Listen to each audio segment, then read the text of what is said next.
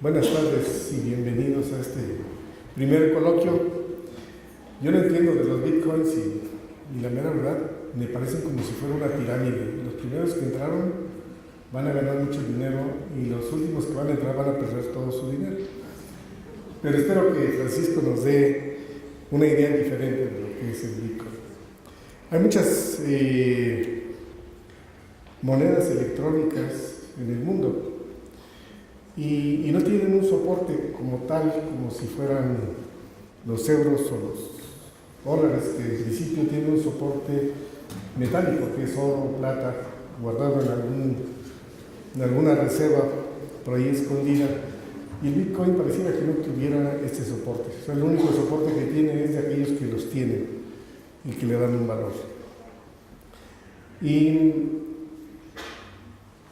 los bitcoins que nos dieron para el presupuesto anual del Sinvestap son muy poquitos y tenemos que hacerlos rendir. O sea, este año ya hicimos la repartición del presupuesto anual y estoy muy seguro que la mayoría de los jefes de departamento y directores de unidad no están de acuerdo, pero es lo que tenemos. Yo creo que tenemos que reflexionar en algo que es muy importante, y es que los recortes presupuestales del gobierno federal hacia las instituciones, universidades, no va a parar.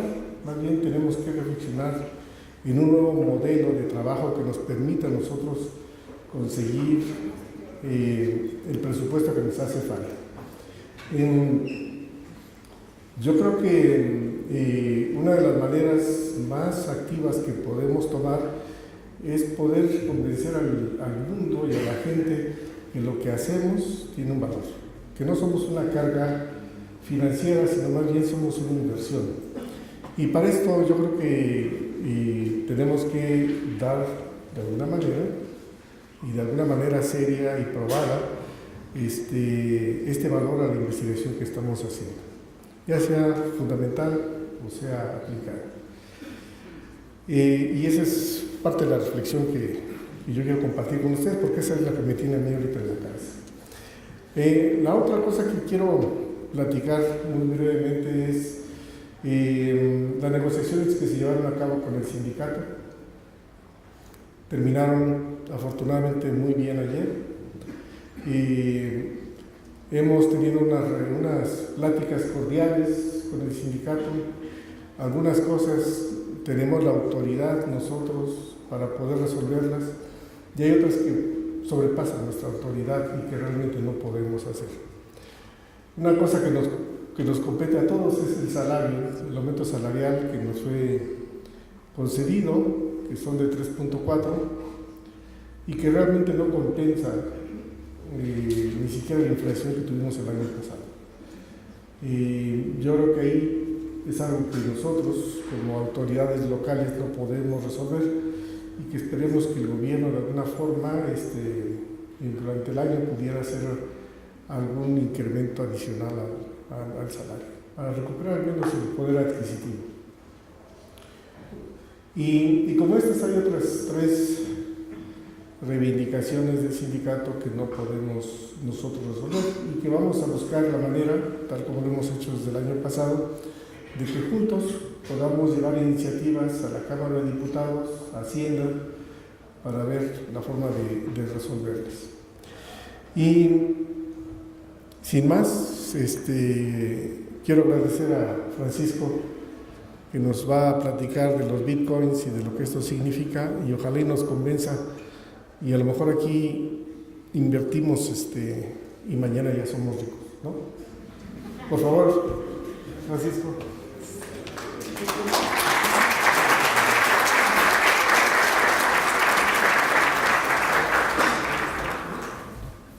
Bueno, ya lo dijo el doctor. El tema de hoy es Bitcoin, un viaje inesperado, que nos lo dará el doctor Francisco Rodríguez Enríquez. Y antes de darle la palabra, déjenme darles una semblanza del doctor. El doctor Francisco Rodríguez Enríquez obtuvo en 1989 su licenciatura en Ciencias Físico-Matemáticas con especialidad en Electrónica en la Universidad Autónoma de Puebla. En el 92, el grado de Maestro en Ciencias con especialidad en Electrónica en el Instituto Nacional de Astrofísica, Óptica y Electrónica, el INAOE. y en el 2000 el grado de doctor en el Departamento de Ingeniería Eléctrica y Computación de la Universidad de Oregon State en Estados Unidos. De julio de 2000 a mayo de 2002 trabajó en compañías de seguridad informática en Estados Unidos y Alemania, y a partir de 2002 es miembro del Departamento de Computación del CIMBESTAB, donde actualmente es investigador 3D y jefe del departamento.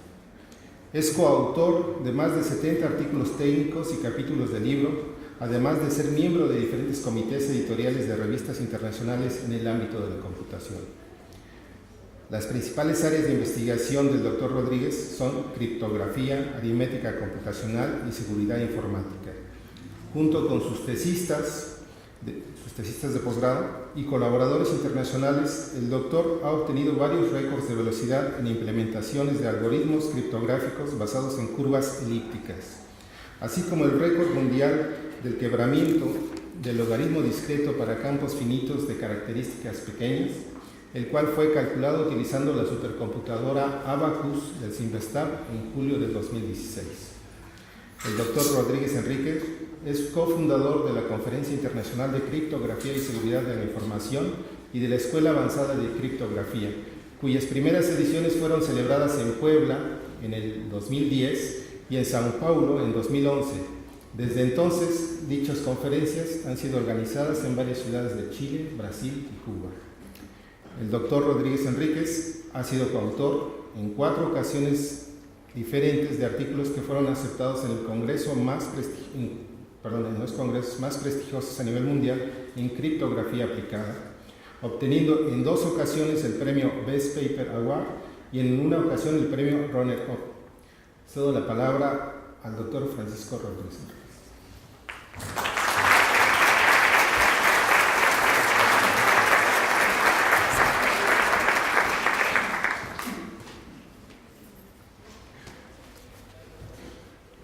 Bueno, muy buenas tardes a todos.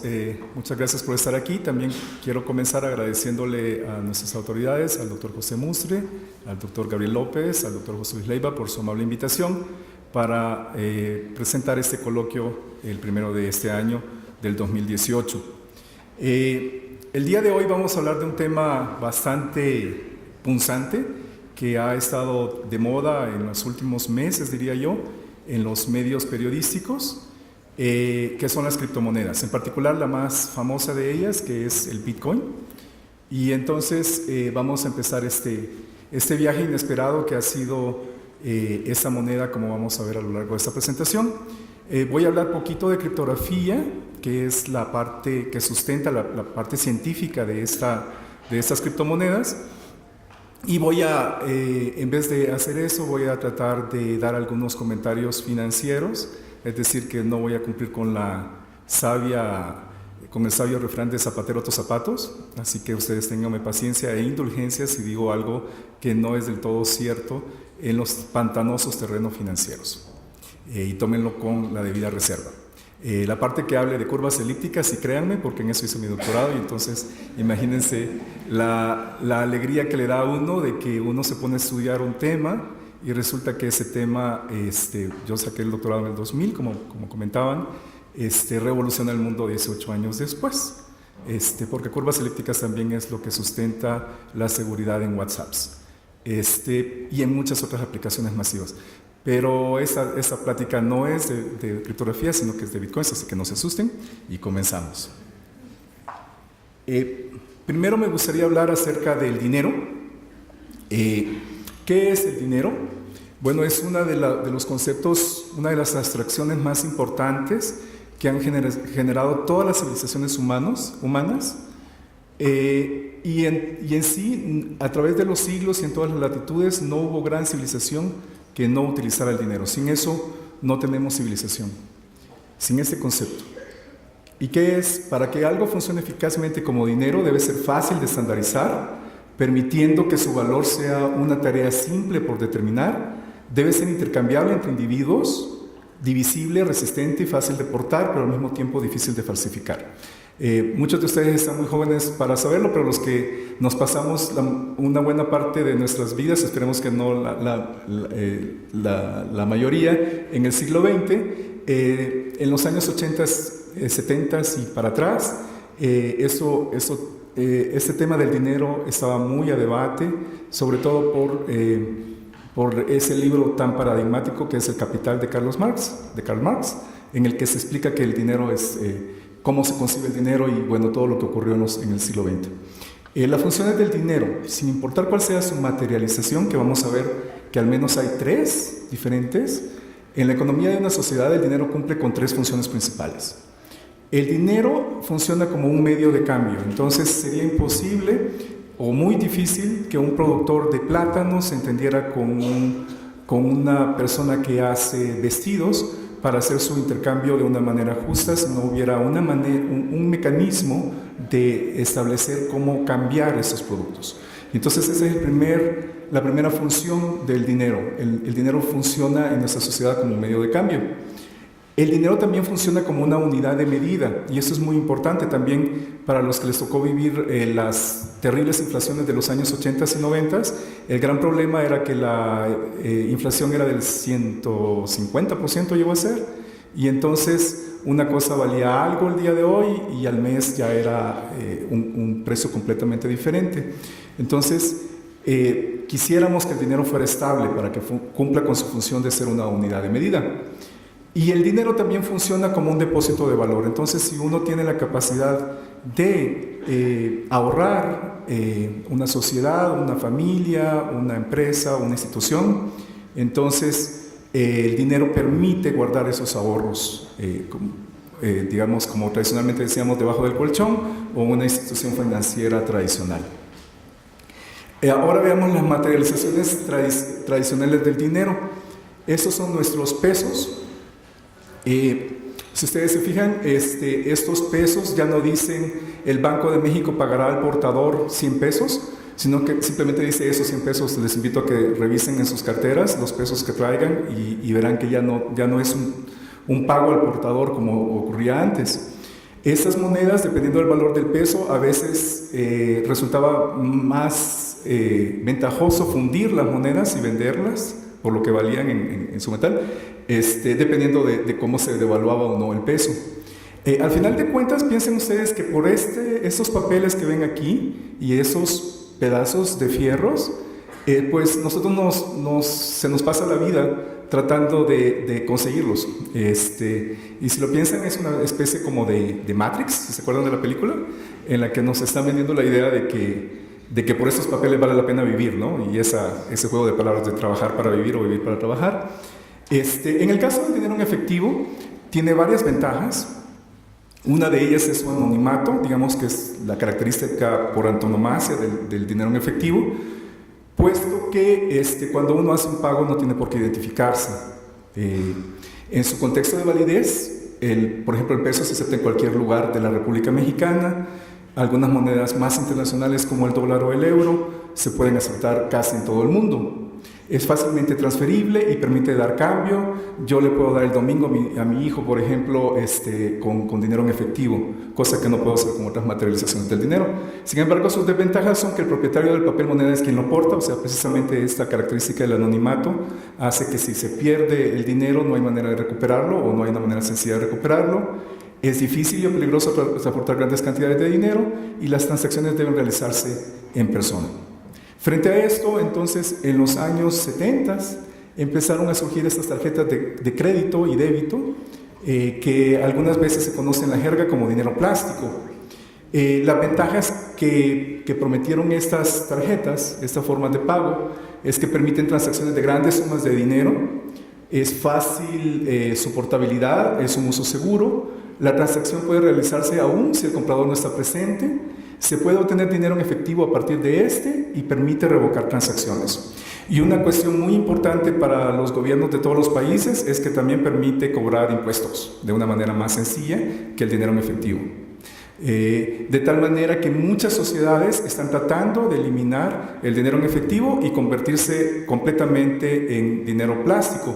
Particularmente Europa es la que lleva la vanguardia en este aspecto. Donde, por ejemplo, el país de Dinamarca se ha propuesto que a partir del 2030 en ese país no haya dinero en efectivo, que todo se maneje por tarjeta de crédito. Sin embargo, estas tarjetas de crédito y débito tienen desventajas. No permiten el anonimato del comprador, casi por definición uno se tiene que autenticar para poder hacer uso de su dinero. Entonces es una mala idea para gastar el dinero si uno es considerado terrorista por algún gobierno o si alguien se dedica a cuestiones de narco, puesto que inmediatamente van a saber en dónde está y cuánto ha gastado, etc. También si alguien quiere actuar clandestinamente, hacer no sé, ir a un restaurante sin que lo sepa alguien de su familia, entonces no es una buena idea pagar con tarjeta de crédito. Otra desventaja, ustedes lo habrán visto, si no hay sistema no funciona y no es transferible entre particulares. Ningún papá le puede dar a su hijo, al menos de una manera natural, su domingo en tarjetas de débito y crédito. Frente a esto ha surgido una tercera alternativa de dinero electrónico, al menos esa fue la idea original. Después podemos argumentar que quizás se ha desvirtuado o no, y también se ha expandido, y de eso me gustaría hablar un poco más. Las ventajas del dinero electrónico, lo vamos a analizar un poquito más a lo largo de la presentación. Permite diversos grados de anonimato, desde el anonimato más estricto, con ciertas monedas, hasta un anonimato ligero como el que ofrece Bitcoin. Es transferible, es divisible. Por ejemplo, el centavito de Bitcoin vale 10 a la menos 8 de un Bitcoin y se llama Satoshi, que es el nombre de pila de su inventor. No está asociado a ninguna entidad bancaria o gobierno de ningún país, y eso es algo revolucionario porque a lo largo de la milenaria historia del dinero, el primero en editar papel moneda fue un emperador chino, el que visitó Marco Polo hace muchos siglos. Desde entonces nunca había habido un dinero que no fuera respaldado por un gobierno, reino o país. Esta es la primera vez que vemos dinero que, como mencionaba el doctor Leiva, está avalado por sus usuarios, por la comunidad. Puede ser utilizado entonces para descentralizar actividades comerciales, y sus desventajas son que las transacciones suelen involucrar un esfuerzo computacional grande, no tanto para el comprador-vendedor, sino para validarlas, como vamos a ver un poco más adelante. Puede ser empleado en negocios turbios, ese es algo que ocurre bastante con las criptomonedas, por ejemplo, lavado de dinero, y un gran problema que tienen ahora es su enorme volatilidad. Esto es un problema para ofrecer esa función que mencionábamos del dinero, en el sentido de que sea una unidad de medida de las cosas. Si yo digo que mi casa vale un Bitcoin, yo quiero que eso más o menos se mantenga con el tiempo, o que suba o baje de una manera gradual. Pero si está moviéndose constantemente, entonces es difícil que el Bitcoin cumpla esa funcionalidad. Entonces, ¿cuáles son, cuando nos planteamos en criptografía, o sea, desde el punto de vista científico, cómo crear una moneda electrónica? Lo primero que se planteó, lo planteó un profesor visionario, el profesor Shaun, en el año 84, planteó los requisitos que debía de cumplir esa moneda. Y entonces la moneda debe ser independiente de los medios electrónicos, en el sentido de que aun si el internet es promiscuo y está lleno de hackers que están acechándonos, debe de ofrecer su funcionalidad y su seguridad. Debe ser seguro, en ese sentido me refiero al problema del doble gasto. Si ustedes piensan en monedas digitales, digamos, la primera metáfora que se nos viene a nosotros es de que el comprador le va a dar al vendedor, a cambio de un bien, le va a dar unas monedas digitales que van a ir a dar a su laptop o a su celular. Si esto fuese así, que no es así en Bitcoin, a pesar del nombre que evoca una moneda, no coin, moneda de bit, no es así, porque si fuese así, entonces tendríamos enormemente el problema del doble gasto. ¿Cuál es ese? Que pues, como es un objeto digital, si fueran un objeto digital de ese tipo, las criptomonedas, entonces cualquiera de nosotros le podría hacer un copy-paste. Y entonces recibí 10 monedas, pues ahora le hago un copy-paste y ya tengo 1.000.000 y me las gasto. Entonces ese es un problema que por mucho tiempo no se le encontró una solución.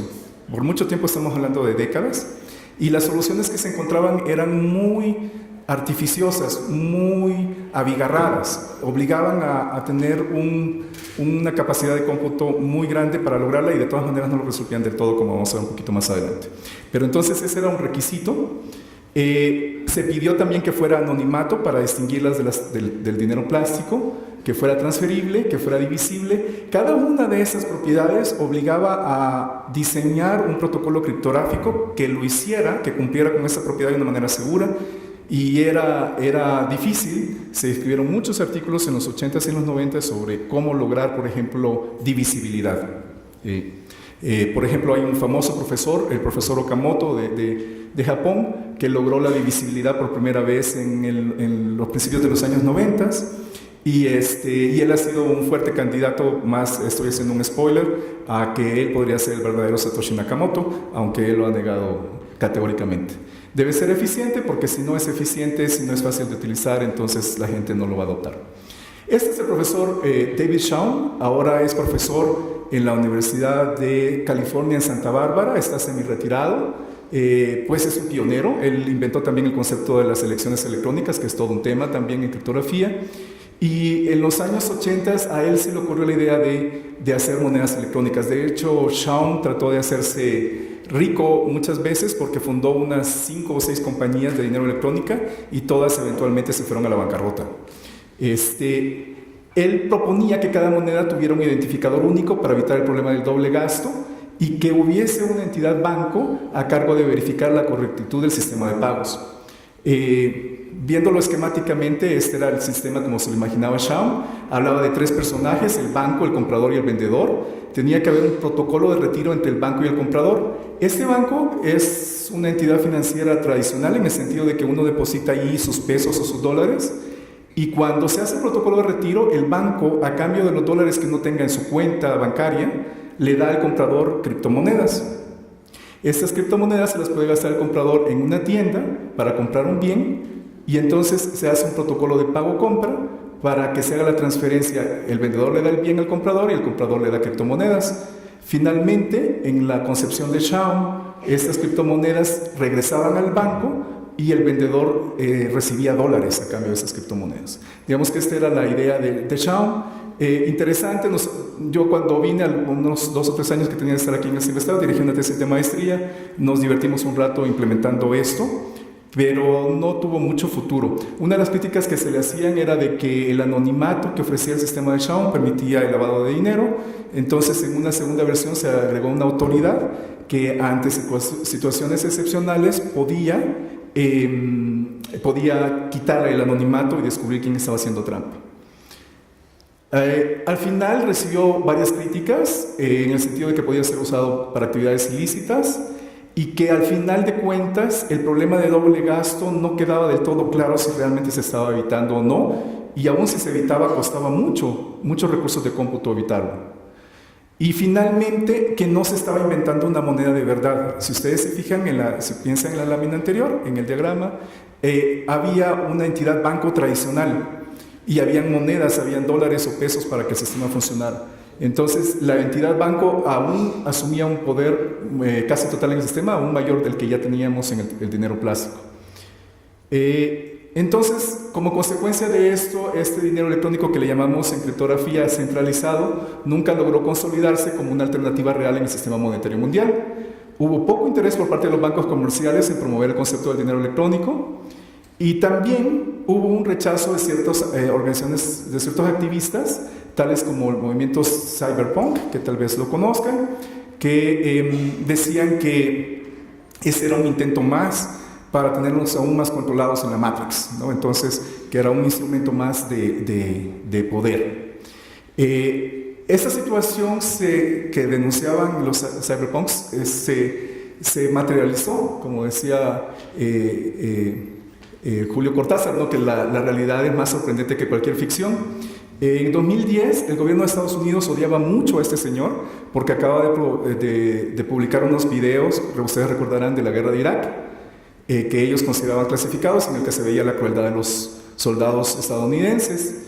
Entonces ordenó asfixiar financieramente a la organización Wikileaks de Assange, de tal manera que le ordenó a Visa, Mastercard, PayPal, etcétera, que si querían funcionar en Estados Unidos no podían aceptar transacciones, donativos de la gente, de organizaciones hacia Wikileaks. La idea era asfixiar a Wikileaks financieramente. Hubo una chiripada histórica para Wikileaks, que resulta que la criptomoneda Bitcoin ya había iniciado su cabalgata en el mundo digital un año antes. En esa época valía 8 centavos de dólar en el 2010. Entonces, si ustedes querían donarle a Wikileaks, tenían que donarle en Bitcoins porque era la única manera de hacerlo, y tenían que darle muchos miles de Bitcoins para pagar algunos cuantos pesos. Eso hizo que Assange hace algunos meses sacara este tweet en el que le da sus más profundos agradecimientos al gobierno de Estados Unidos y a los senadores McCain y Lieberman por haber obligado a esas compañías a hacer eso, porque desde el 2010 ellos se recibieron toneladas de bitcoins, de tal manera que tienen más de 50,000% de ganancia. Calcula, yo creo que se quedó corto Assange. Bueno, entonces eso es la introducción hacia nuestro tema principal, el dinero electrónico distribuido. Todos los modelos de dinero electrónico propuestos hasta antes del 2008 fueron centralizados, basados en las ideas originales de Shaun, pero memorablemente de la nada, en un foro criptográfico, ni siquiera fue un artículo con referees, sino que simplemente se publicó, por decirlo así, en internet, apareció un misterioso personaje, Satoshi Nakamoto, publicando este artículo, Bitcoin, a Peer-to-Peer Electronic Cash System, donde Nakamoto combina varios conceptos de propuestas previas, sí tomó algunos conceptos de Shaun, pero con un concepto radicalmente diferente: utilizar una versión distribuida del dinero electrónico. Entonces, para poderles platicar un poquito de eso, les pido paciencia a nuestros amables personas de la audiencia que son, por ejemplo, de área biológica, que quizás no sepan un poquito de eso, pero tengo que hablar un poquito de criptografía. Y si me toman un poquito de paciencia, quizás puedan comprender esos conceptos, porque no son bastante intuitivos. Lo que utilizamos modernamente se llama criptografía de llave pública, en la cual a cada usuario en un sistema se le asignan una pareja de llaves, la llave pública y la llave privada. La metáfora que solemos hacer, o que suelo hacer yo en clases, es que imagínense que se crea una llave y que esa llave se parte en dos cachos, en dos mitades. Una se debe de guardar en completo secreto, esa sería la llave privada, y la llave pública se presenta ante el mundo, se publica en internet, se publica qué sé yo, en el correo ilustrado de la jornada, donde ustedes gusten y manden, no importa, es la llave pública, y la llave privada se mantiene de manera secreta. Cuando alguien nos quiere cifrar información, lo que tiene que hacer es agarrar la llave pública nuestra, utilizar un algoritmo de cifrado, y el mensaje que nos quiere enviar lo cifra utilizando la llave pública, por ejemplo en esta figura de Alicia. Aquí viaja en una red promiscua, eso sería internet, por ejemplo, internet inalámbrico, aún más promiscuo, y entonces aquí hay miles de hackers leyendo esto, pero como esto está cifrado y no poseen la llave privada, entonces de acuerdo al modelo de seguridad no van a ser capaces de abrir esta información. Llega del lado de Alicia, y entonces Alicia utiliza su llave privada para ver la información, y esa es la manera en que funciona el paradigma de criptografía de llave pública y privada. Sin embargo, una aplicación muy interesante de la criptografía de llave pública no es precisamente en el cifrado, sino en la autenticación, como vamos a ver un poco más adelante. Antes déjenme presentarles otro bloque criptográfico, que son las funciones picadillo. Una función picadillo le saca, que en inglés se llaman funciones hash, le saca un fingerprint, diríamos en inglés, una huella digital a cualquier archivo digital. Entonces sería como una huella digital al cuadrado, ¿no? Lo que hace es, cuando ustedes tienen un archivo que puede ser tan pequeño como un bit o tan grande como El Hobbit, la película completa del Hobbit, versión extendida, lo que les da es una salida fija, de tamaño fijo, que puede tener unos 256 bits o quizás unos 512 bits. Y esa salida es el fingerprint, la huella digital de ese documento digital. Es muy útil, por ejemplo, si ustedes se meten artículos a sus congresos o a revistas, entonces es muy útil que la revista nos mande el fingerprint del PDF que nosotros les subimos, para que veamos que todo está funcionando correctamente. También se están bajando aplicaciones a sus celulares, es muy útil que revisen que el fingerprint de lo que bajaron corresponde al fingerprint que está en la página de donde bajaron esa aplicación. Estas funciones picadillo no son generadores de números aleatorios. Si ustedes, por ejemplo, hacen picadillo, el dinero se hizo redondo para que ruede y de papel para que vuele. Si 1.000.000 de veces lo hace picadillo, 1.000.000 de veces le da esa salida, porque ese es el fingerprint de este mensaje. Si a este mensaje, creo que no se alcanza a ver, pero si a este mensaje sí se ve, aquí está la E mayúscula y aquí está la E minúscula, solo con cambiar esto se cambia un bit para las de computación, el picadillo cambia completamente. Este picadillo no se parece a este, a pesar de que sus mensajes se parecen muchísimo. Aquí si se hace mayúscula la E de dinero, también se crea un picadillo diferente. La idea es que a cada mensaje le debe corresponder un picadillo único. Con estos conceptos, entonces, la criptografía de llave pública, que fue inventada en 1976, revolucionó la forma en que hacemos criptografía y de hecho permitió el comercio electrónico. La idea ahora es, en vez de usar la llave pública del remitente para que el destinatario la descifre con su llave privada, ahora vamos a proceder diferente. Ahora lo que vamos a hacer es que un mensaje que deseamos firmar, lo que hacemos primero es sacar su picadillo, que aquí se llama huella. A ese se le cifra usando la llave privada del, ahora ya no le vamos a llamar remitente aquí, sino del firmante o signatario. Entonces se envía a través de internet el mensaje con un añadido, un adjunto que es la firma. Esta firma digital viaja del otro lado. Aquí no estamos queriendo garantizar confidencialidad, o sea que todo el mundo podrá leer esto, pero realmente lo que estamos interesados es en autenticidad. Del otro lado, el verificador agarra el mensaje, le saca un picadillo, a la firma la descifra usando su llave pública, y entonces aquí se generan dos huellas que deben de ser comparadas.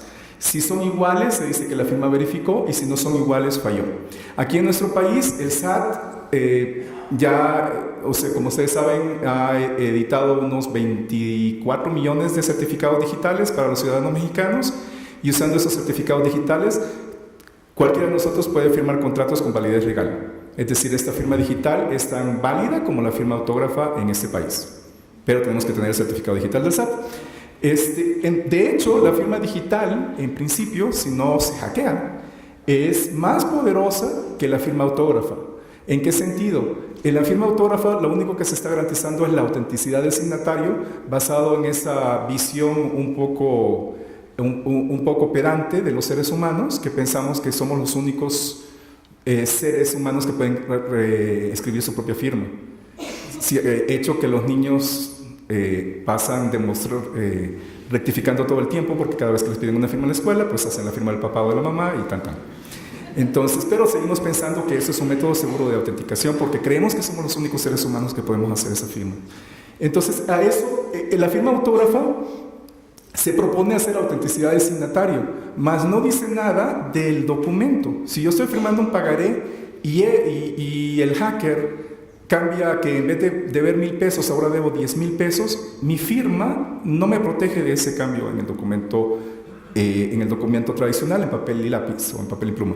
Sin embargo, en un documento digital, la firma digital solamente va a verificar si realmente se comprueba la autenticidad del signatario mediante el uso de su llave pública, y si se demuestra que el documento es una copia exacta y genuina del documento firmado. Entonces, la firma digital en principio es más poderosa que la firma autógrafa, aunque la gente le tenga más miedo y no la considere tan útil.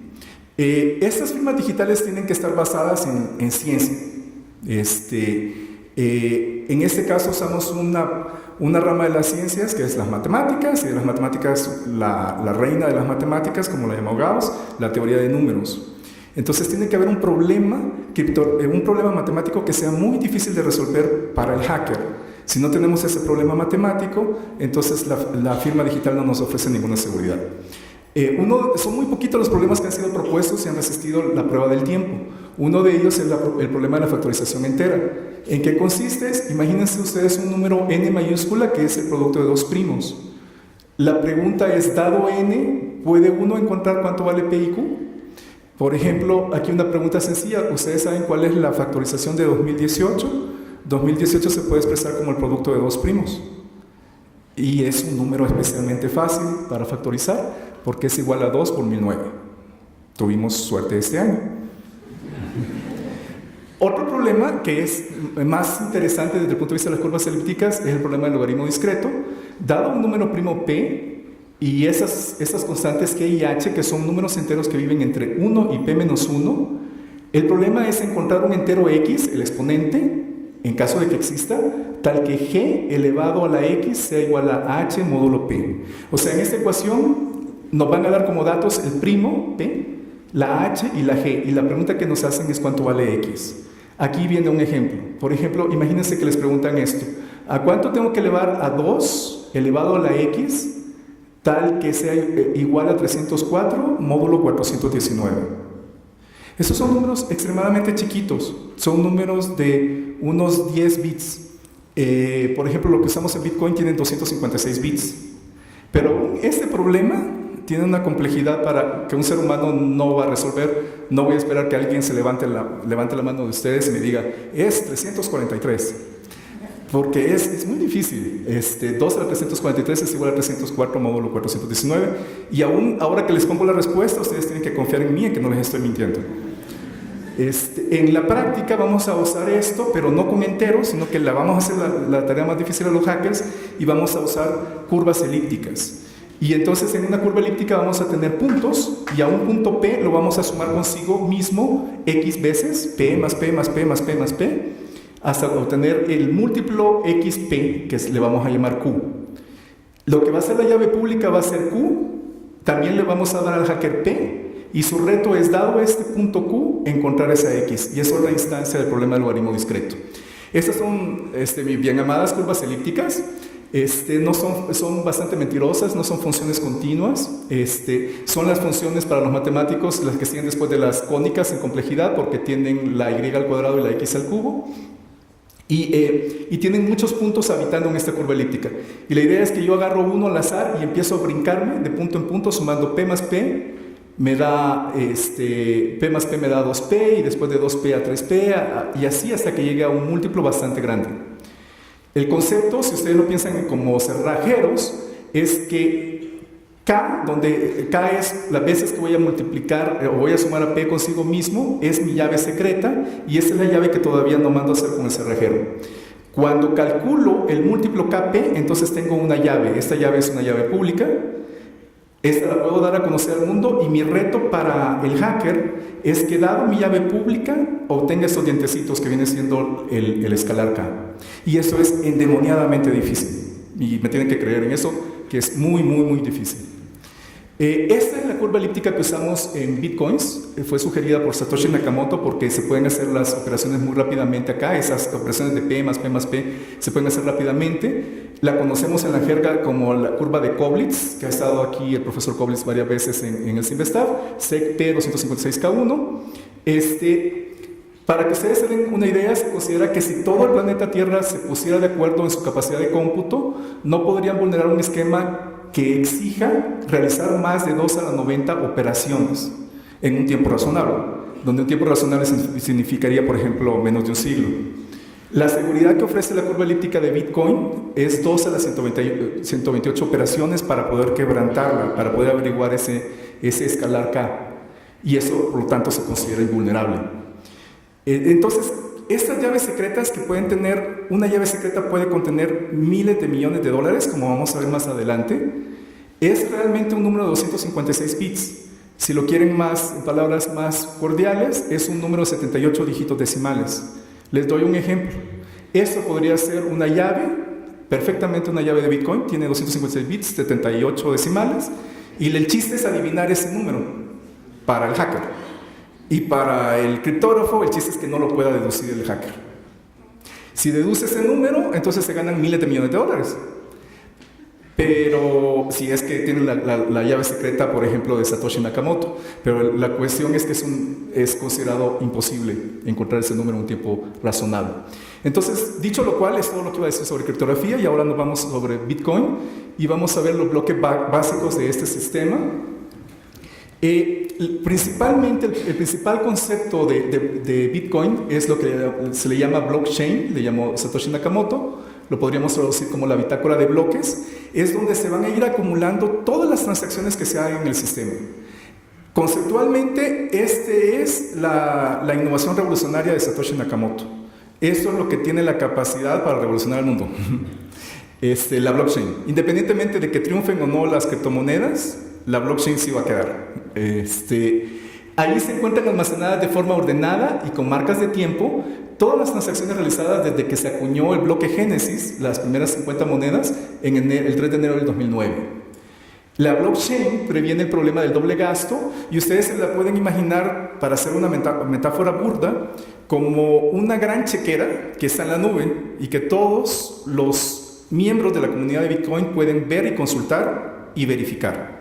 Entonces, cada vez que alguien haga un pago a otra persona, en realidad, en vez de depositarle a esa persona monedas, lo que va a hacer la persona que está comprando es subir a la blockchain la transacción, diciendo con su firma digital: sí, yo estoy dándole a esa persona 10 centavos de Bitcoin, por ejemplo. Y entonces la persona no recibe nunca monedas, simplemente queda anotado en la blockchain esa transacción. Y después hay otros personajes que se llaman mineros que se encargan de sellarla para que nadie la pueda modificar, utilizando funciones picadillo. Entonces, cada cliente de la red Bitcoin, cualquiera de nosotros, puede ir a la red y bajar esa blockchain. Actualmente pesa 151 gigas, bueno, hasta enero, ahora debe estar más grande, y verificar cualquier transacción que se haya hecho en el sistema desde el bloque Génesis, desde el 3 de enero del 2009 hasta la fecha. Y se puede hacer de una manera eficiente. Esa es otra gran aportación de Satoshi Nakamoto, porque no crean ustedes que se van a tardar mucho en encontrar una transacción. Se hace en un árbol Merkle para los de computación. Cuando varios nodos de la red tienen en su blockchain los mismos bloques, se dice que los nodos están en consenso, porque como se está cambiando constantemente, hay que esperar un cierto tiempo hasta que todos los nodos, o una gran mayoría de estos, se han puesto de acuerdo en las transacciones que han sido subidas últimamente a la blockchain. Para enero del 2018, como les decía, la bitácora de Bitcoin alcanzó los 151 gigabytes. Para las personas que quieren utilizar Bitcoin, la primera cosa que deberían de tener, aunque vamos a ver un poco en las láminas que lo pueden obviar, son las billeteras que se llaman wallets en la jerga. Estas son aplicaciones que ustedes pueden bajar a su celular, o a su laptop, o a su tableta. Y lo que va a hacer es va a ser el gestor para ustedes, que les va a hacer la tarea fácil de comprar y vender monedas, o de comprar bienes con los bitcoins que tengan. Permite generar pares de llaves públicas y privadas. Recuerden que sin las llaves públicas y privadas yo no puedo hacer ninguna transacción. Crea las direcciones de depósito, que no es otra cosa que los picadillos de las llaves públicas. Verifica si se han realizado transacciones hacia las direcciones administradas. Crea y firma transacciones de las direcciones administradas. Y este es muy importante: comunica a la red Bitcoin las transacciones que ya hayan sido firmadas por ustedes para ceder dinero o para recibir dinero, pero eso lo tiene que hacer la persona que les está dando el dinero. Existen billeteras de software y de hardware, como vamos a ver más adelante. Entonces la pregunta: ¿se debe adquirir una billetera para guardar bitcoins? Bueno, realmente tenemos tres opciones para comprar, vender criptomonedas y bienes. Una es adquirir una cuenta que vendría siendo como una cuenta bancaria, muy parecida a lo que es Bancanet, con usuario y contraseña y con autenticación de doble factor, en una casa de cambio que en inglés le llaman broker. BAT está muy en contra de esta decisión, porque a lo largo de los 9 años de historia de Bitcoin han sido hackeadas en 1000 casas de cambio. Y entonces, al ser hackeadas, lo que hacen es decirle a sus usuarios: pues les voy a pagar, digamos, el 75% de lo que tenían y esperen, aguántame un año porque son muchos millones de dólares que tengo que pagar. Entonces, ese es un riesgo que estamos corriendo, a menos que ustedes confíen en su casa de cambio. Pero una ventaja de usar esta alternativa es que es la opción más simple, es directa, abren una cuenta y ya está. Y por lo tanto es recomendable para usuarios primerizos o con inversiones pequeñas. Un buen amigo me aconsejó hacer la pregunta: ¿algunos de ustedes, me pueden levantar la mano quiénes de ustedes han metido dinero en bitcoins o en criptomonedas? Con mi amigo preveíamos que la mitad, pero no, muy pocos. Entonces, pues para los que lo consideren como una posibilidad, esa sería la opción. La segunda opción es irse a Bitcoin y bajarse una billetera de software, la que le va a hacer a uno todo el manejo. ¿Cuál es la desventaja de esta opción? Que las llaves públicas y privadas no están conmigo. Si yo abro una cuenta, lo único que tengo es usuario y contraseña. ¿Y quién me está haciendo el manejo de mi llave privada y mi llave pública? La casa de cambio. A él le corresponde esa seguridad. Y por eso, si la hackean a ella, me hackean a mí. Si yo quiero evitar ese riesgo porque soy paranoico, entonces digo, mejor uso una billetera de software. Entonces la bajo, aquí les muestro algunas, son gratis. Sin embargo, ahora ¿cuál es el problema? Que la seguridad depende de mí. O sea, si me hackean mi celular o mi laptop o mi tableta, entonces ya valió mi dinero. Por lo tanto, se recomienda que si ustedes usan esta opción, utilicen un dispositivo a propósito y que no se conecten a internet. Por lo menos no muchas veces, porque si no son susceptibles de ser hackeados. Y si se quieren ir a lo pro, entonces váyanse por una billetera de hardware. Esta es la opción más segura, supuestamente es invulnerable, aunque la invulnerabilidad no existe. No es gratuita, hay que comprarla. Y si tienen inversiones fuertes o se creen muy seguros de sí mismos en esto, entonces deberían de adquirir una. Bueno, esto es con respecto a las billeteras, con respecto a la acuñación de bitcoins. ¿Quién acuña las criptomonedas? Aquí en frente del Catedral tenemos nuestra primera casa de la moneda en todo el continente americano, que está custodiada por la UAM. En el caso de bitcoins, ¿quiénes fueron? Pues un señor anónimo llamado Satoshi Nakamoto, que el 3 de enero del 2009 él se autoacuñó 50 bitcoins. Esta acción fue realizada a favor de una entidad representada por la llave pública de Nakamoto y sin que a nadie le hubiera cargado esa cantidad de dinero. O sea, no compró nada, simplemente se le regalaron los 50 bitcoins y por eso se considera el bloque Génesis. Esa transacción constituye el primer bloque. Y después de eso, ¿cómo se han ido acuñando monedas? Actualmente vamos por 17 millones de bitcoins. Bueno, resulta que hay unos personajes en esto de los bitcoins que se llaman mineros, que están constantemente monitoreando la red Bitcoin para ver qué transacciones están subiendo las billeteras. Recopilan las últimas que han ocurrido en los últimos 10 minutos y forman un bloque. A ese bloque le agregan un número aleatorio y le sacan un picadillo. Si el picadillo empieza con una cierta cantidad de ceros, entonces ellos se lo anuncian a todos los demás mineros y por sus trabajos se les da de recompensa 25 bitcoins. Actualmente ya bajó a 12,5 bitcoins, va a ir bajando progresivamente hasta llegar a cero. Y además, por cada una de las transacciones que están incluidas en su bloque, se le da una propinita de unos cuantos satoshis, 50 satoshis. Esto hace que al minero esté en su interés meter en su bloque tantas transacciones como sea posible. Ahora Bitcoin últimamente rompió el récord de su tamaño de bloque con un bloque que tenía 2 megabytes de tamaño, lo cual significa que tenía muchas transacciones metidas en ese bloque. O sea, las propinas ya se volvieron muy importantes para los mineros. Este mecanismo es el único existente en bitcoins para acuñar nuevas monedas, porque cuando gana un minero, cuando el minero finalmente coloca esas transacciones en la blockchain, se le dan esos 25 bitcoins anteriormente 50, ahora 12.5 bitcoins, y son nuevos bitcoins que son agregados. ¿Cada cuánto se agrega un bloque? Bueno, Satoshi Nakamoto, en su genialidad, calculó que cada 10 minutos se estuvieran agregando bloques a la blockchain. Entonces, cada 10 minutos hay 25 bitcoins nuevos. Pero también era un genio avaricioso. Entonces dijo, los primeros 10 días de Bitcoin son para Miguelito.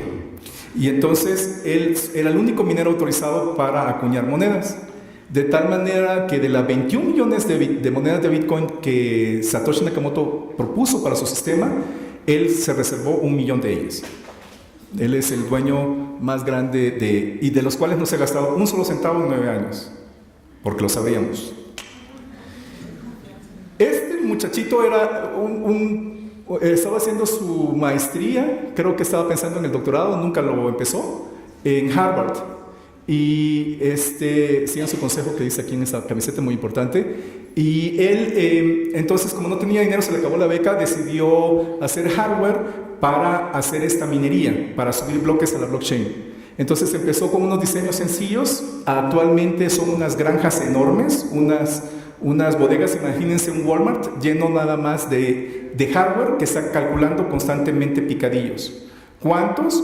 Del orden de 2 a las 60 picadillos por segundo, por todos los mineros en el mundo. De tal manera que se considera que Bitcoins es una de las tecnologías más derrochadoras de energía que nunca jamás se hayan inventado. Porque no sirve para nada esos cálculos, solo va a haber un ganador cada 10 minutos. Él se hizo billonario.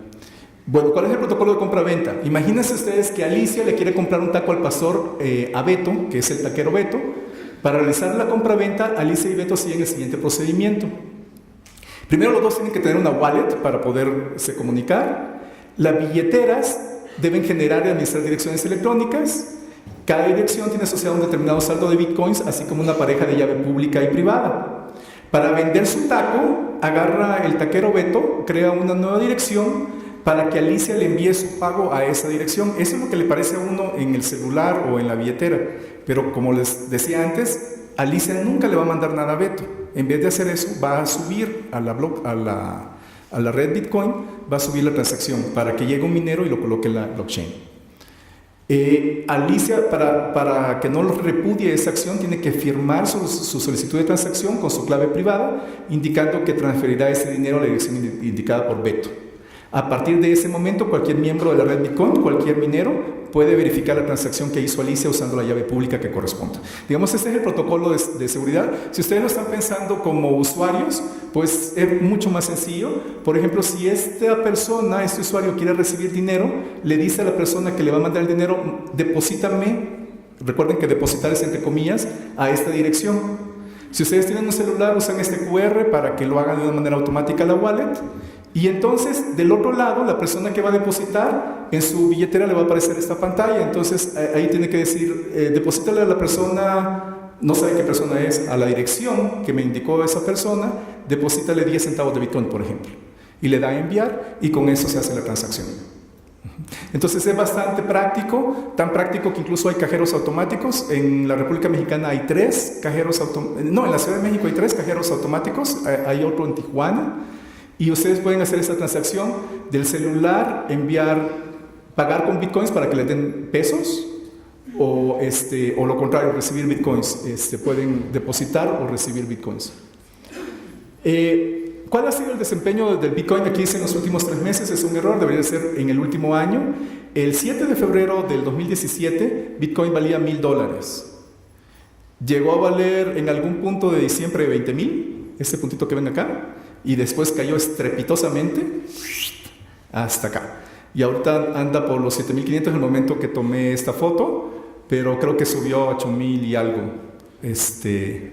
Y volvió a bajar, dicen por ahí. Esa es la imagen de los últimos 3 meses, su comportamiento. El 7 de noviembre del 2017 valía $7,000 y ahora vale básicamente lo mismo, pero ha tenido toda una subida en el camino. Me gusta esta tabla para que ustedes vean que si alguien está pensando que esto tiene tintes como izquierdosos, están muy equivocados. Esto parece ser el capitalismo puro y duro.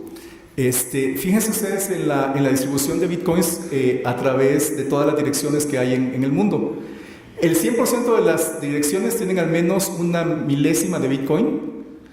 El 46% tienen 1 centavo de Bitcoin, el 25% tienen 10 centavos de Bitcoin, el 8.9% tienen a lo más un Bitcoin, 2.46% tienen entre 1 y 10 Bitcoins y así se van. Por ejemplo, entre 100,000 y 1 millón de Bitcoins solo hay 3 cuentas. Y recuerden que cada dueño puede tener N cuentas.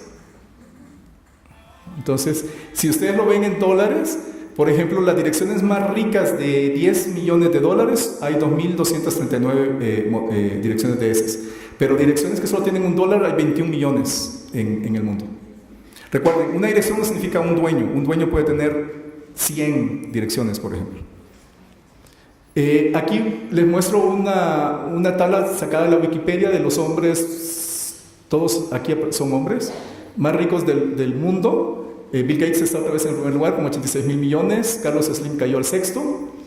Estos serían los multimillonarios en bitcoins.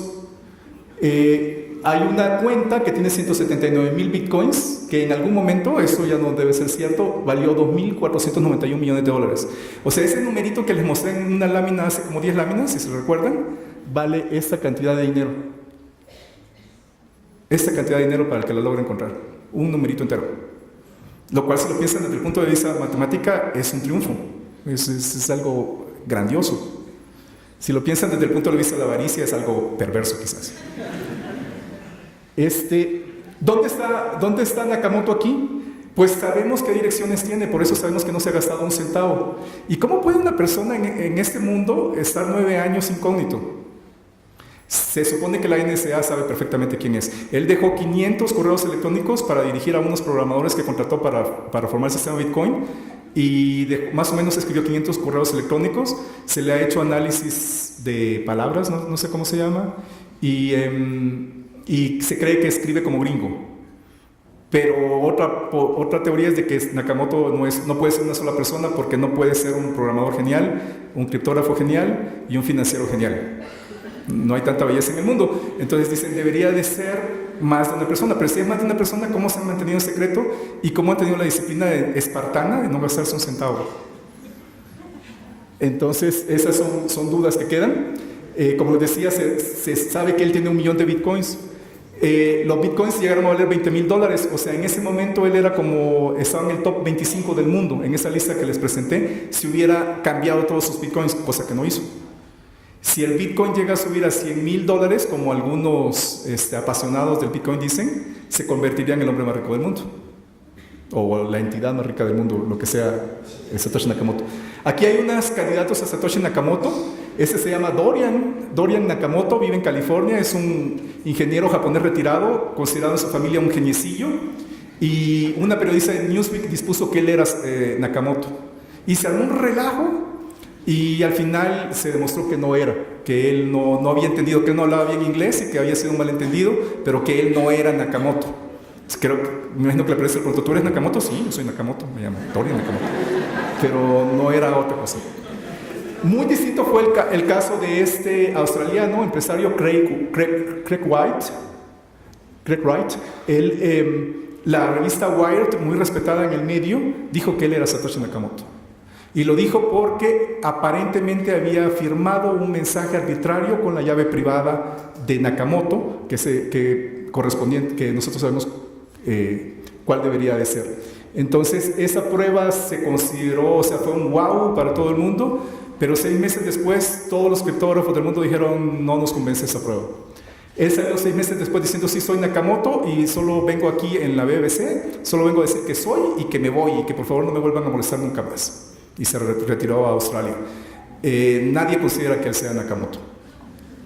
Ahora les presento a otro personaje de Bitcoins, es el temible Pirata Roberts. Es este jovencito, en el momento de las fotos estas debía tener unos 29 años, vivía en San Francisco con 2 roommates, tenía una camioneta del año 85, cuando fue capturado en la Biblioteca Pública de San Francisco, porque el FBI comprobó que esa persona era la mente maestra detrás de la Silk Road, la tenebrosa Silk Road, la ruta de la seda, en donde se vendía todo tipo de mercancías, algo así como Mercado Libre, pero en vez de vender lo que se vende en Mercado Libre, se vendía todo tipo de drogas, venenos, animales pertenecientes a especies en peligro de extinción, y también se podían contratar a sicarios y asesinos a sueldo. Habían submenús para hacer estas compras. Él cobraba 10% por cada transacción que se hiciera en su sitio. El reconocido criptógrafo, criptógrafo Adi Shamir, especuló que a lo mejor el pirata pudiera estar relacionado con Satoshi Nakamoto por unas transacciones que se remontaban al bloque Génesis. Sin embargo, pronto demostraron de que se había equivocado, una de las raras equivocaciones de Shamir, aunque se cree que quizás fue uno de los programadores del Bitcoin los que estuvieron coludidos con el Pirata Roberts. Existió por 2 años y 8 meses, del febrero de 2011 a octubre del 2013, y se trasegaron unos 9 millones de Bitcoins. En esa época yo creo que todos los Bitcoins del mundo estaban en la Silk Road. Entonces aquí está una línea de tiempo bastante rápida. El bloque Génesis ocurrió el 3 de enero del 2009. El 5 de octubre sale la primera casa de cambio de bitcoins, valiendo 7 milésimas de centavo cada bitcoin. Ese es de película, para recordar. Fue la primera vez que se compró algo usando bitcoins. Se compraron 2 pizzas por valor de 10,000 bitcoins. Imagínense ese restaurantero. El 11 de julio del 2010 valía 8 centavos. El 9 de febrero del 2011, exactamente hace 7 años, por primera vez valió $1. El 1 de junio llegó a valer $17 porque se le hizo mucha publicidad por lo de la Silk Road que salió en los medios, y entonces eso hizo que se levantara la moneda porque dijeron, sí sirve para algo. El 19 de diciembre, para los fans de esta serie, soap opera, Good Wife, apareció un capítulo aquí en el capítulo se decía que Satoshi Nakamoto eran 3. Eso también levantó el precio, pero miren, bajó, pero estaba más abajo que eso. El 11 de febrero del 2012, hace 6 años, se anuncian regulaciones en contra de Bitcoin, estaba en $4.3. El 11 de marzo del 2013, hace unos 5 años, llegó a valer $68, perdón. Hubo un fork, o sea, una división en el Bitcoin en esa época. El 1 de octubre del 2013, el FBI aprende al temible pirata Roberts y en ese momento baja a $135. El 18 de noviembre, por primera vez, Bitcoin rompe la barrera de $1,000. 18 de noviembre del 2013, hace 5 años. Pero ven ustedes lo que pasó después, se fue para abajo. Si les recuerda algo a los que hayan invertido dinero, pues de $1,000 se fue a $626. 7 de febrero del 2014, hace 4 años, porque hay muchos ataques de denegación de servicio a las principales casas de bolsa. El 10 de abril del 2014 baja aún más, $488, porque China anuncia fuertes restricciones. El 13 de junio del 2014 sube tantito a $592, pero ahí ocurre que uno de los mineros alcanza el 51% de las posibilidades de subir bloques a la blockchain. Y ese es el temor que se planteaban los teóricos de la criptografía, porque decían que si un minero tenía 51% de las decisiones en la blockchain, podía hacer el problema del doble gasto. Entonces eso se corrigió, pero fue todo un cisma. El 11 de diciembre del 2014 bajó a $324, pero ahí anunció Microsoft que empezaba a aceptar bitcoins para todos sus productos. El 19 de mayo del 2015, el temible pirata Roberts es condenado a 60 años de prisión, nunca va a salir, y el bitcoin baja a $238. El 8 de diciembre del 2015, la revista Wired anuncia que Craig Wright es Satoshi Nakamoto, ahí sube a $461. El 21 de febrero de 2016, aproximadamente hace 2 años, el Bitcoin valía $433 y se crean las bases para ampliar el tamaño de bloques en Bitcoins. El 3 de enero de 2017, más o menos hace un año, por primera vez logra superar la barrera de $1,000 después de más de 3 años y medio de estar deambulando en la miseria. También se les recuerda algo de estos días, es pura coincidencia.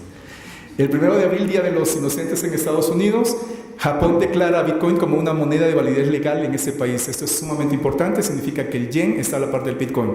Ustedes en Japón pueden comprar con yenes o con Bitcoins, las dos se valen. Y ese es el primer país que lo hace. La mitad de los Bitcoins del mundo se trasiegan en Japón. El 1 de agosto del 2017 se crea un fork de Bitcoin que se llama Bitcoin Cash y sube a $3,383 y el resto de la historia ustedes se la saben. Bien, eso es todo lo que iba a decir sobre Bitcoin. Ahora, este es un poco el bestiario de criptomonedas. Hay unas 1.500 criptomonedas. ¿Por qué tantas? Pues porque se han hecho criptomonedas para contextos muy específicos. Por ejemplo, si la gente del gremio de los fotógrafos tienen que subir fotografías y están muy preocupados de su copyright. Entonces Kodak creó una moneda para ellos, Kodak Coin o algo así. Y entonces se paga para subir las fotografías y también para cuando quieren comprarle a alguien, a un fotógrafo, una fotografía, se le paga con esas monedas. Ese es un ejemplo de 1.500 que hay. Aquí está una lista de todas ellas, o de varias de ellas, ordenadas desde la más importante que es Bitcoin, la segunda más importante Ethereum, etc.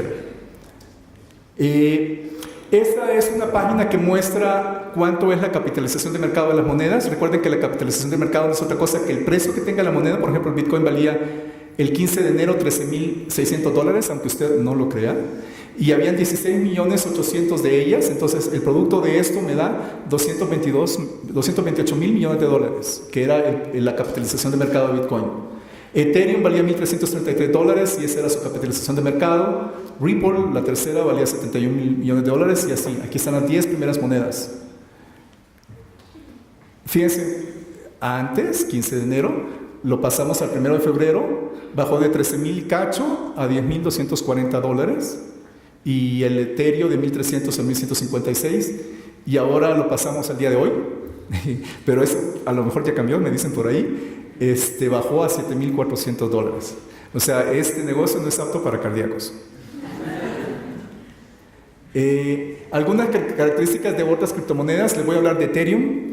Inició operaciones en julio del 2015, o sea, es muy jovencita. Se dice que la bitácora de bloques de Ethereum es Turing Complete para los computólogos, lo cual permite programar contratos para diversas aplicaciones, muy diversas aplicaciones. El tiempo para validar un bloque en la bitácora de Ethereum es menor a 15 segundos, compárenlo con los 10 minutos que le toma a Bitcoin. Y algunas de las aplicaciones actuales de Ethereum incluyen pagos en videojuegos. Si aquí hay videogamers, por ahí seguro que sí. Cuando quieren adquirir poderes o capas, espadas, avatares, pagan en Ethereum. Aunque se llamen de otra manera, al final de cuentas son Ethereum. Firmas digitales con validez legal, apuestas en línea, gambling, fondeos y un largo etcétera. Hay una gran tecnología atrás de Ethereum. Por ejemplo, esa crítica que alguien podría decir, por ejemplo, el doctor Leiva, de que para realmente estar para servir para algo, Ethereum llegó para quedarse. Esa tecnología va a cambiar la forma en que hacemos nuestras transacciones financieras. Es la segunda criptomoneda por capitalización de mercado inmediatamente después de Bitcoin. ¿Cómo se ha comportado? Hace 3 meses valía $300 y aquí anda pernoctando por los $700, perdón. Más o menos la décima parte de un Bitcoin. Entonces ahí anda tristeando. Ripple es otro propósito. Este se define como un sistema de intercambio de monedas y crédito respaldado por el MIT. Puede pensarse como una alternativa al sistema de pago tipo PayPal, pero en el caso de Ripple es descentralizado, es distribuido. Entonces es como competencia directa a PayPal.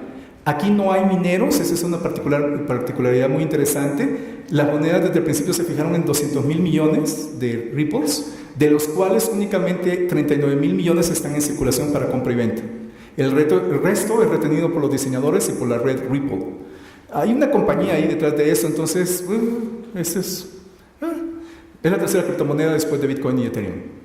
¿Cómo se ha comportado? Valía 20 centavos hace 3 meses, llegó a valer $3.60 acá y ahora anda buscando miserias por abajo de los 70 centavos de dólar. Aún así, los que compraron aquí ganaron 3 veces. Petro, esta es una vuelta de tuerca interesantísima. Las criptomonedas supuestamente surgieron para que ya no usáramos billetes como dólares, pesos, euros, yuanes, yenes, editados por estados o gobiernos. Era que las monedas iban a ser respaldadas por la comunidad. Pero en una vuelta de tuerca interesantísima, ahora resulta que hay un país, ¿y qué país? Venezuela de Maduro, que dice, pues yo voy a hacer mi criptomoneda y va a estar a la par del bolívar. Como dice aquí, el petro es el primer criptoactivo emitido por un estado. Contrataron a unos criptógrafos rusos, los cuales se reservaron varios millones de petros para ellos, por cierto. Y la idea interesante de petro es que un petro va a valer un barril de petróleo venezolano. Entonces, cada vez que ellos vendan barriles de petróleo, ya no van a aceptar dólares, lo cual le va a dar en la torre, o sea, Trump no lo va a hacer nada feliz, y sino que solamente van a aceptar petros por sus dólares, por sus petróleos, por sus barriles de petróleo. A partir de abril va a estar abierto al público para compra. Entonces va a valer unos $60, que creo que vale el barril de petróleo de Venezuela. Bueno, dicho lo cual, entonces ahora me toca decir estas palabras en gold beyond measure, beyond sorrow and grief. Eso lo dijo Thorin Oakenshield, que era el rey enano debajo de la montaña. Y vamos a hablar de cómo se ubica la capitalización de mercado en el mundo. Entonces veamos el dinero en perspectiva. Este es Larry Page, el dueño de Google, uno de los dueños de Google, y Bill Gates. En su planeta él tiene 41,000 millones de dólares. Bill Gates, el hombre más rico del mundo, tiene 86,000 millones de dólares. Y Bitcoin es un planeta superior a Bill Gates. Eran 146,000 millones de dólares. Todas las criptomonedas en su conjunto, 368,000. Amazon, 402,000. Apple, 730,000 millones de dólares. Todos los dólares en circulación es 1.5 teras, pero esos son teras en inglés. En español serían 1.5 billones de dólares, millones de dólares. Son todo el dinero en efectivo que hay de dólares. Todo el oro del mundo vale 8.2 billones de dólares, el dinero en efectivo 31 billones de dólares, el mercado de valores maneja 66.8 billones de dólares y todo el dinero del mundo 80 y tantos. Entonces, esto les hace pensar de que si quieren ser optimistas, de que las criptomonedas todavía tienen margen de crecimiento, pero es ser muy optimista.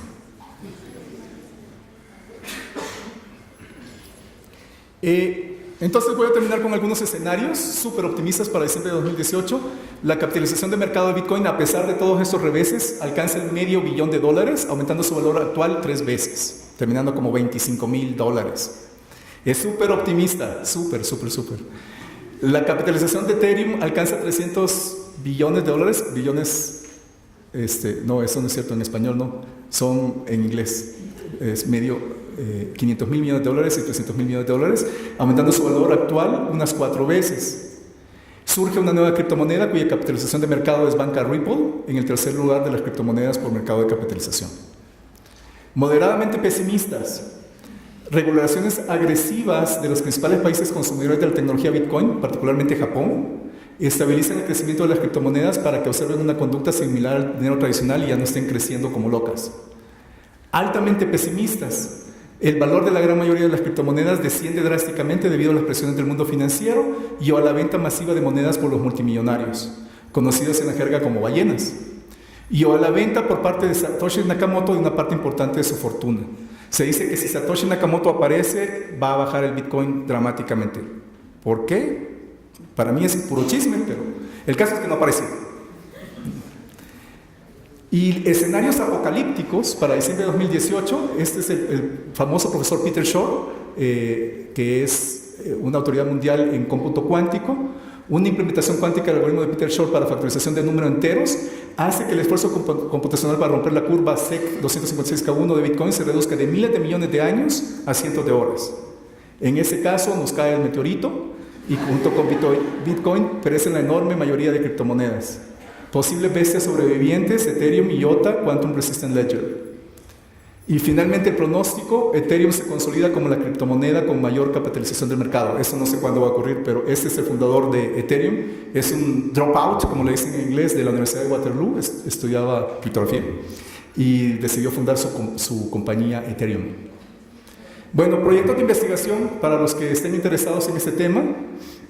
Aquí están los bitcoineros arreglados de más molestos a menos molestos. El proyecto 0, utilizar la blockchain de la criptomoneda Ethereum para revolucionar los contratos de diversas industrias aquí en México, como agricultura, videojuegos, quizás es muy original, fotografía, campañas políticas, muy original, notarías digitales, juegos de loterías incorruptibles, etc. Proyecto 1, extender el trabajo de maestría que hicimos con un chico en 2015 que no quiso quedarse al doctorado. Convertirse en mineros para ciertas criptomonedas, no para bitcoins, ahí es imposible competir. Especialmente atractivo resulta Litecoin y más recientemente Petro. Utilizando GPUs, por ejemplo, Abacus tiene 100 nodos de GPUs, muy buenos. Procesadores multinúcleo y hardware especializado. Proyecto 3. Utilizando la gran información estadística disponible públicamente, predecir mediante inteligencia artificial el comportamiento de las principales criptomonedas. Esto va a aliviar el corazón de muchas personas que sufren y sufren con las caídas. Proyecto 4, tipo Yin Yang. Este es un proyecto de Reyes Magos. Construir una computadora cuántica capaz de ejecutar el algoritmo de Shor y con ello destruir al 99.9% del ecosistema de criptomonedas. Pero su Yang sería crear una criptomoneda que sea resistente al cómputo cuántico. Y me atrevería a decir que lo podemos hacer aquí en el Simvestab. Mis sinceros agradecimientos al doctor Andrés Cortés Dávalos por el diseño de las animaciones que anuncian esta presentación. Agradezco los valiosos comentarios críticos sobre el material técnico presentado aquí vertidos por la doctora Nareli Cruz Cortés, el doctor Luis Julián Domínguez Pérez y el maestro Adrián Ramírez Cabrera. Agradezco a los niños Ana Iremi y Andrés Enrique Rodríguez Cruz por sus creativas sugerencias para ilustrar de mejor manera el material de esta presentación y definir su título. Agradezco el superentusiasta apoyo de los doctorantes Carlos Huguet, Karina, Pau y Sandra del Departamento de Bioquímica. Muchas gracias.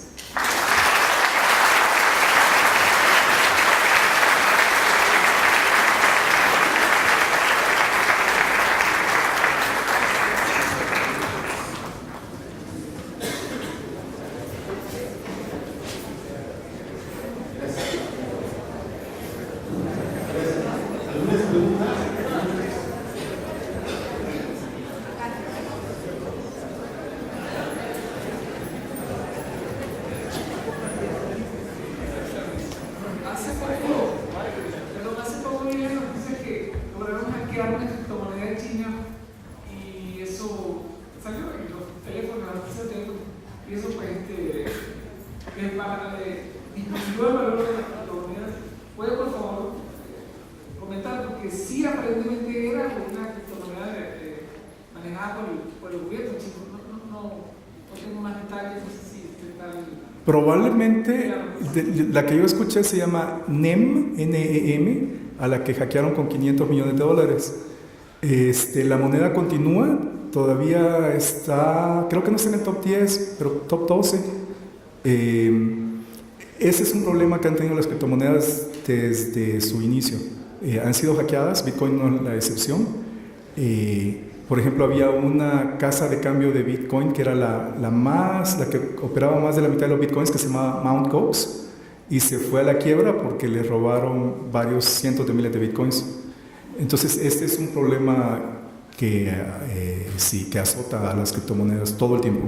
Y eso siempre causa que bajen esas monedas y muchas veces se arrastran a las otras. Sí. Gracias, doctor. Excelente plática. Gracias. Especialmente para los que somos bastante neófitos en este asunto.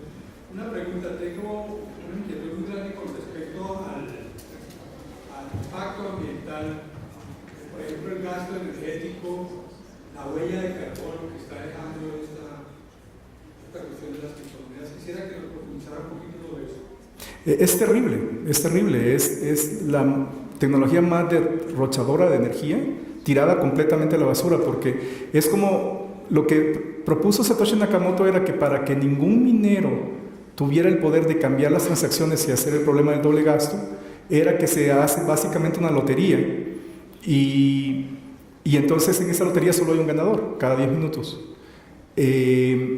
La cosa es de que hay unos mineros, ya no es justo el juego, porque hay unos mineros que pueden comprar miles y miles de boletos de lotería y tienen más posibilidades de sacarse el premio gordo, y los ciudadanos de pie se quedan muy atrás.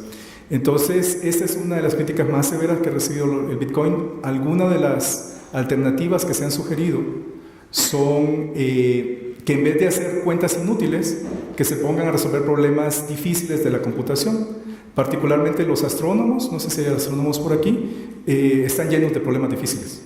Entonces ellos no tienen llenas, siempre quieren más capacidad de cómputo. Entonces, en vez de estar haciendo picadillos, tratar de resolver problemas. Entonces, que se gasta energía, pero para algo útil.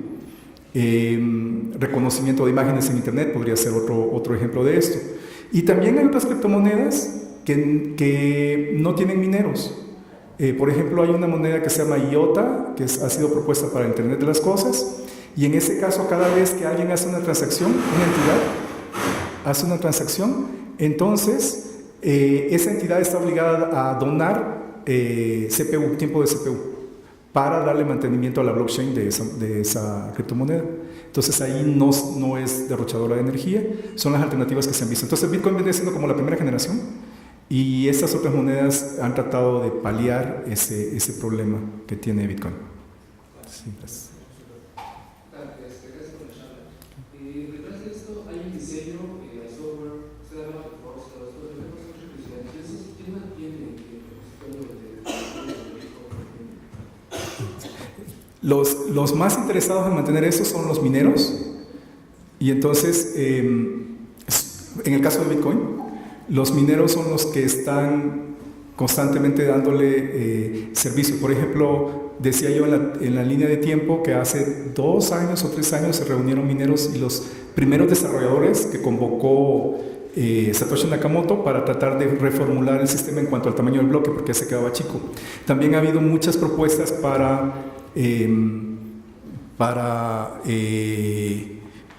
reducir el tamaño de la blockchain, de la bitácora de datos, de bloques.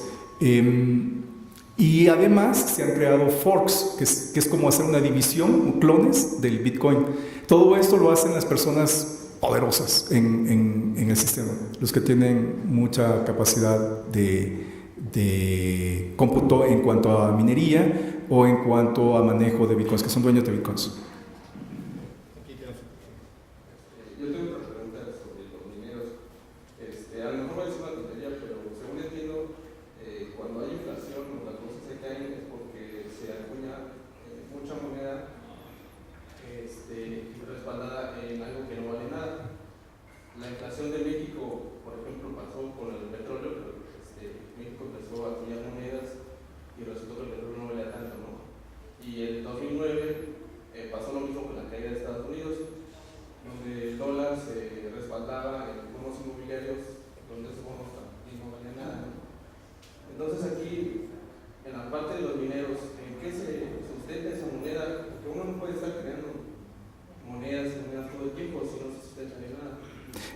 Bueno, esa fue la parte muy interesante del diseño de Nakamoto. Él está reduciendo la ganancia que tienen los mineros, que empezó originalmente 50, bajó 75 bitcoins y ahora va en 12,5 bitcoins. Se sustenta en la compra y venta, en la oferta y la demanda. Entonces, si hay mucha demanda, sube el precio. Si hay más oferta que demanda, entonces baja el precio. Sin embargo, hay mucha especulación.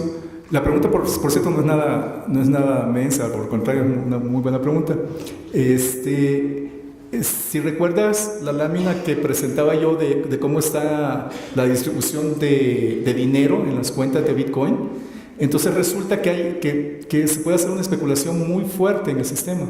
Las personas que tienen, bueno, está muy atrás, las personas que tienen muchas monedas, si las venden, de repente venden 1000 bitcoins, entonces se baja el precio inmediatamente.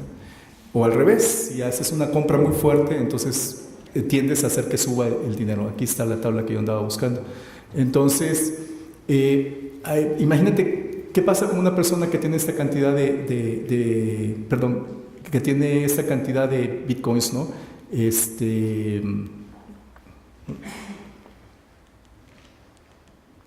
Que tiene 179,000 bitcoins y que de repente dice voy a vender 100,000 just for fun, ¿no? Así, a ver qué pasa. Entonces, ¿por qué lo podría hacer? Por especulación. O sea, les conviene que baje el precio dramáticamente y entonces compran barato. Entonces, esa es una situación. Y luego el temor, la nube que anda rondando por estas criptomonedas de que en cualquier momento las pueden prohibir.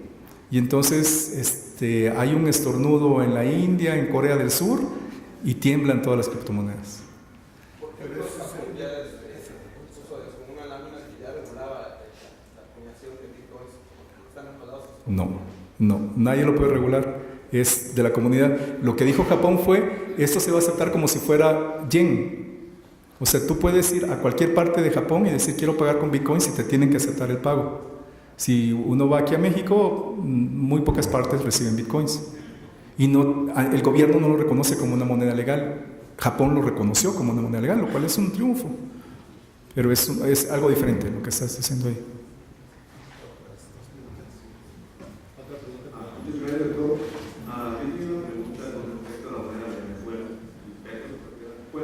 ¿Cuál cree que es el interés por parte de Venezuela para crear su propia moneda? Uy, esa es también muy buena. Solo por buenas preguntas me han tocado. Pues esa pregunta, híjole, ahí se necesita un politólogo que te la conteste. Hay mucha lucha con respecto a que el petróleo se pague en dólares alrededor del mundo. Estados Unidos ha hecho mucho hincapié en que sea así, porque le conviene económicamente. Y se han aliado con los de Arabia Saudita para que siga siendo así, a pesar de que la OPEP varias veces trató de cambiar de dólares a euros o a otra moneda. Entonces, aparentemente es una medida de Maduro, apoyado por los rusos, para por fin sacudirse el pago de dólares por petróleo. Cosa en el que México siempre ha sido históricamente muy tímido. Recordemos que México ni siquiera está en la OPEP. Es lo que podría decir, pero es una pregunta para un politólogo. Una pregunta más. Gracias por la plática. Gracias. Creo que voy a invertir en el tema. Una vez vi una serie que se llama Numbers, muy interesante sobre matemáticas. Y hablaban sobre este problema que viene de hipótesis de Riemann, que tiene que ver con los números primos. Y que había intereses porque ese problema tiene que ver con los números primos y con la ruptura de códigos bancarios. Entonces, si podría hablar un poco más de esto sobre las matemáticas de romper estos códigos de criptografía. Gracias. Sí, gracias. Bueno, la mayoría de la criptografía de llave pública, o toda la criptografía de llave pública, está apoyada en problemas matemáticos difíciles. La cosa es que no hay una demostración, no hay un teorema que diga que sea difícil. Puede ocurrir que el día de mañana salga alguien encontrando una forma de romper esa criptografía. Entonces, ese es un riesgo que hay que asumir. Sin embargo, se puede decir que ha sido analizados por 30 años, por ejemplo, el caso de curvas elípticas y el problema del logaritmo discreto, y creemos que lo conocemos bastante bien y creemos que no se puede romper. Eso no significa que no haya rumores por ahí que la NSA lo puede hacer. Es un debate. Nosotros solemos pensar de que la NSA es la contratadora más grande de matemáticos en el mundo, tiene unos 10.000 matemáticos, muchos geniales que se fueron al lado oscuro de la fuerza, pero no son alienígenas. Entonces también nosotros somos más los que estamos fuera de la NSA y se considera que si nosotros con tantos años de estudio no se ha podido encontrar un quebrantamiento en estos problemas difíciles, consideramos que siguen siendo difíciles. Ahorita la principal amenaza son las computadoras cuánticas. Y esa sí, porque hay un algoritmo que dice, dame una computadora cuántica y yo te rompo toda esa criptografía. Y acaba de anunciar IBM su computadora cuántica de 50 qubits. Una compañía canadiense que se llama D-Wave anuncia incluso más bits, miles de bits en sus computadoras. Si eso llega a ocurrir en los próximos 10 años, 15 años o 20 años, entonces se acabó la criptografía como la conocemos actualmente. Por lo tanto, ya nos estamos preparando en la comunidad criptográfica para hacer algoritmos resistentes a esas computadoras cuánticas. Y se acaba de lanzar un concurso ahora en octubre para el nuevo estándar que resistiría a las computadoras cuánticas. Y hay diversos problemas matemáticos. Por ejemplo, hay un problema de retículas, que es encontrar el vector más corto, que se considera muy prometedor. Hay problemas en códigos de corrección de error. En diversas áreas de las matemáticas se ha buscado cosas que sean difíciles y están apoyados en conjeturas, no en teoremas. Esa es la situación que tenemos. Una última pregunta.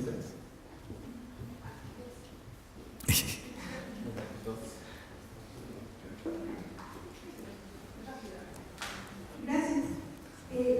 ¿Sabes más o menos cuántos mexicanos, cuántas personas que viven en México usan Bitcoin? Buena pregunta. La segunda es, ¿sabes si hay un pronunciamiento por parte de alguna instancia del gobierno mexicano al respecto? De las dos tengo indicios, pero no certezas. Sí he visto estadísticas de cuántas monedas se compran en México. Entonces sí se puede conseguir esa información en internet. En CoinMarketCap aparece esa información, pero es cuestión de revisarla. Una de las láminas que presenté es una casa de bolsa mexicana, que fue una startup que empezó en 2004 y que ahora seguramente ya son millonarios, que es Bitso, en la que es puramente mexicana. Y pronunciamientos del gobierno mexicano, hubo uno muy interesante de Carsten, cuando salió del Banco de México, que dijo que definitivamente había que estudiarlas y que definitivamente había que actuar con cautela en el caso de las criptomonedas. Fue un comentario así como a favor y en contra al mismo tiempo, al menos esa fue mi lectura. Eso es lo único que yo he escuchado del gobierno mexicano, sí, lo que yo podría decir, por lo menos ahora, sí. Ahora sí, la última. Justamente sí. Justamente siguiendo eso, hoy no sé si sea fake news, pero en diciembre el gobierno mexicano declaró ilegales las transacciones con Bitcoin. No, que yo sé, no. Oye, eso justo realidad. No sé, hay muchos chismes así y es difícil como verificarlos, pero creo que no. Yo diré que no es cierto.